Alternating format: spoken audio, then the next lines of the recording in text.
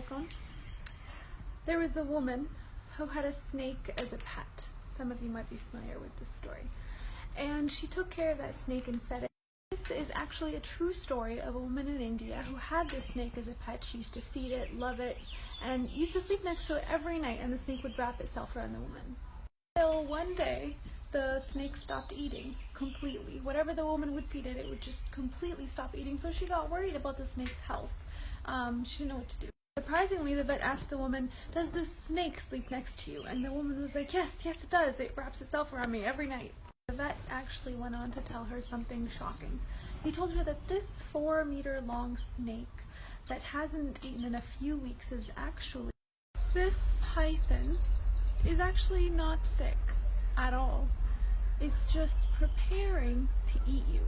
Every time that it's actually creeping on you, wrapping around you, and hugging you, it's actually checking your size and how great of a meal you are.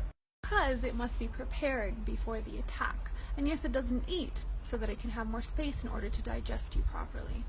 The moral of this story, of course, is that even with people who are very close to you, people who you're very affectionate with, they can have very bad intentions.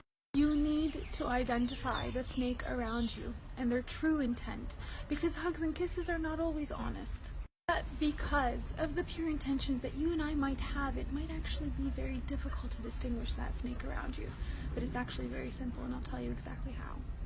In Surah Al-Kahf, verse 28, it says, "And keep yourself patient around those who call upon their Lord in the morning and the evening, seeking his countenance.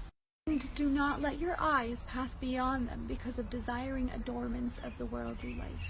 And do not obey or be with the ones whose hearts have been made heedless of the remembrance of God, and who only follow their own desires, and whose cases have gone beyond all bounds."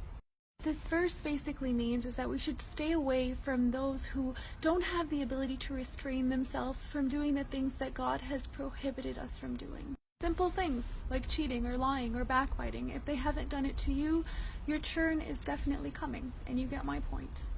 And may God always protect us from any evil and keep us around those whom he loves and do the things that he loves and approves of always.